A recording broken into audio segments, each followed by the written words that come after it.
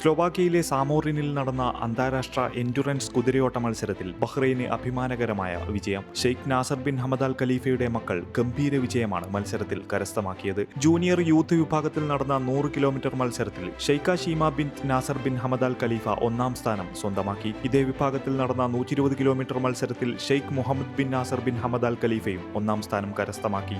മത്സരത്തിൽ 120 kilometre open വിഭാഗത്തിൽ പങ്കെടുത്ത ഷെയ്ഖ് ഹമദിന്റെ കുതിര മൂന്നാം ഘട്ടത്തിന് ശേഷമുള്ള വെറ്റിനറി പരിശോധനയിൽ പരാജയപ്പെടുകയായിരുന്നു. അതേസമയം 160 കിലോമീറ്റർ മത്സരത്തിൽ പങ്കെടുത്ത Sheikh Nasar bin Hamad Al ഖലീഫ മത്സരത്തിനിടെ പരിക്ക് പറ്റിയതിനെ തുടർന്ന് പിന്മാറിയിരുന്നു. ടീമിന്റെ കഠിനാധ്വാനത്തിന്റെ ഫലമാണ് ഈ വിജയമെന്ന് ഷെയ്ഖ് നാസർ വ്യക്തമാക്കി. വരാനിരിക്കുന്ന ലോക ചാമ്പ്യൻഷിപ്പുകൾക്കുള്ള പ്രധാന മുന്നൊരുക്കമാണിതെന്നും 2027 നടക്കാനിരിക്കുന്ന ലോക ചാമ്പ്യൻഷിപ്പിൽ ഈ അനുഭവങ്ങൾ വലിയ മുതൽക്കൂട്ടാകുമെന്നും അദ്ദേഹം കൂട്ടിച്ചേർത്തു.